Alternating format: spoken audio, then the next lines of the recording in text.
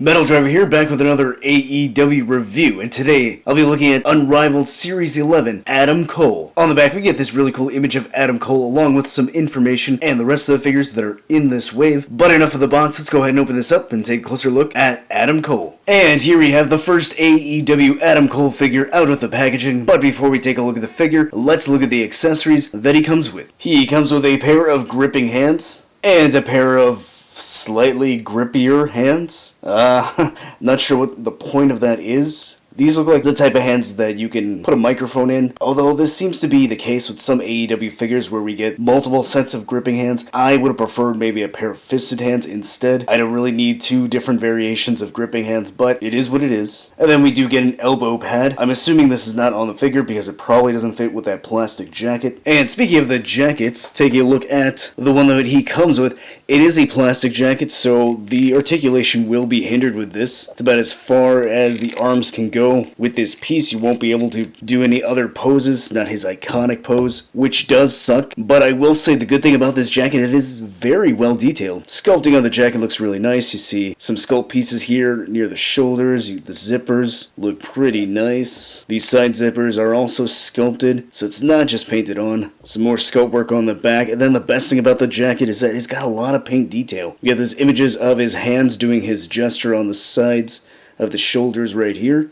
Painted very well. You've got Bebe on the back. Painted very well. Bebe across the bottom of the back as well. Along with these black lines with some good paintwork here. I don't see anything that's majorly mispainted or sloppy. You got Bay right here. Another Bay right there. Everywhere a Bebe. Again, good paintwork. Good paintwork here on the cuffs. You got his name Adam on the side. Painted very well. Good line work. Good lettering. Cole on the other side. So the positive of the jacket is that it looks really good. The negative is that you're not going to be able to do any poses with the jacket on, which kind of sucks, but if you just want to pose him vanilla on a shelf, it should be fine. However, for me, I would want to pose him doing his hand gesture, so this jacket is a no-go for me. Taking a look at the head sculpt, and it's honestly not as bad as I thought it would look. The online images, I wasn't really sure if it was doing the head sculpt any justice. Seeing it in person, I think it does look a bit better. Comparing him with the Mattel one that was released earlier this year, I think it's really not that bad. Here I assumed I was going to like the Mattel one a lot better, but I'm kind of liking this one. So I'm not too disappointed in that area, but doesn't mean I won't be disappointed later on. But we'll get to that. The sculpting on the face looks pretty good. I think it has a decent likeness to Adam Cole. The paint on the eyes, the eyebrows, the facial hair, the lips look good. Getting a side look here looks pretty good. Not too bad. This side looks nice. Sculpting of the hair kind of drooping down here. Swoop back on this side looks nice. I do like how the hair is sculpted with all these strands, so it gives it a nice, good, wet look, whereas the Mattel one, the hair is a little bit closer together, so I'm sure not many people would really care about that, but I do like that. And then looking at the body, and here's where I'm disappointed. They made this figure a little bit too big. Maybe a lot too big. See, Adam Cole's really not a big guy. He kind of has a thin frame. I know that's a point of controversy that's been happening online. Me personally, I don't care if Adam Cole's big or thin. He's over with me. I like his in-ring style. He can go in the ring. That's all that matters to me. But with that being said, if you're going to make an Adam Cole figure, you've got to make it look like Adam Cole. Make it make sense. Make it look like him. His body is way too big. I think Mattel did a good job with the body frame on the figure that came out earlier in the year. I think that's a good size for Adam Cole. This AEW one is way too big. So yeah, that is unfortunately disappointing. In fact, looking at the Target exclusive Sammy Guevara, yeah, I think this one would have been a pretty good choice for Adam. It's a little bit thinner, not as big as this one. So let's pop these off, see how that looks. Okay, that doesn't really look that great because it doesn't match with the lower body. The lower half is a little bit on the wide side compared to the Sammy torso, and then the head sculpt doesn't really sit well on the neck. However, if things were retooled, I think this would have been a good size for Adam Cole. Make the legs a little thinner, allow the head to sit a little bit better on the neck, and that probably would have worked. Alright, now putting the Sammy torso back on the Sammy legs. Yeah, the head still kind of sits a little bit funny. If it sat a little bit lower, maybe it'd been retooled.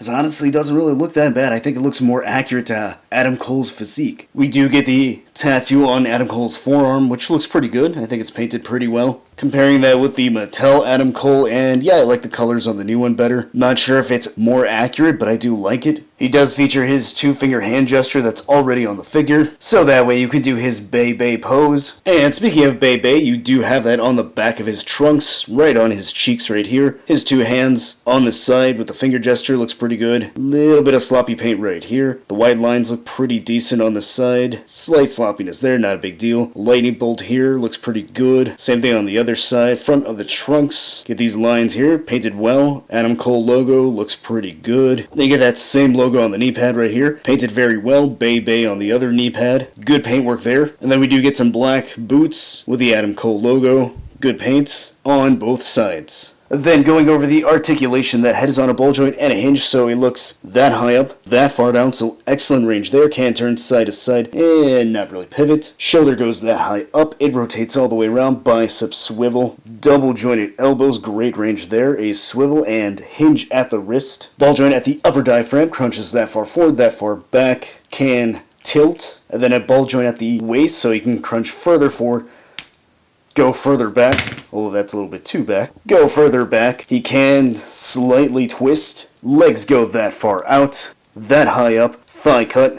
Double jointed knees, hindered a bit by this knee pad. A cut at the top of the boot. Ankle goes that high up, that far down, and he has some excellent ankle pivot. I would say this Adam Cole certainly has better articulation than the Mattel one, so he definitely gets points for that. Here's the new AEW Adam Cole figure next to the Mattel version, and look at these side by side. Yeah, the Mattel one has the better body, although I'm starting to slowly enjoy the Jazzwares head sculpt a little bit more, especially that hairline. That just looks oddly flat on the Mattel version. Here he is next to Unrivaled 10, Dr. Britt Baker. I still don't have the Supreme version yet. And finally, here he is next to the Mattel Kyle O'Reilly and Bobby Fish. There are things to like about this figure, and then there are things not to like. And the obvious thing would be the body is not the right type of body for Adam Cole. It is way too big for him. I don't care if the real Adam is not the biggest guy on the roster, but if you're going to make a figure, again, make it look like him. So I think Jazzwares dropped the ball in that department. The head sculpt, though, I really like it. I think there were a few people online that I saw that said that they preferred the Mattel one. Honestly, I'm kind of leaning more towards the Jazzwares one, but the Mattel head sculpt is just fine. So if you're looking for one Adam Cole to have in your collection, it really comes down to what do you prefer? Do you prefer the body on Mattel? Do you prefer the head sculpt and the articulation on this one? Either one is good to have. If you're a Jazzwares completionist, you're going to want this one. If you just want one Adam Cole and you're satisfied with Mattel, I think that's still a good one to have. So with that being said, I don't think that this one is a must-have. It's one of those figures that you can skip on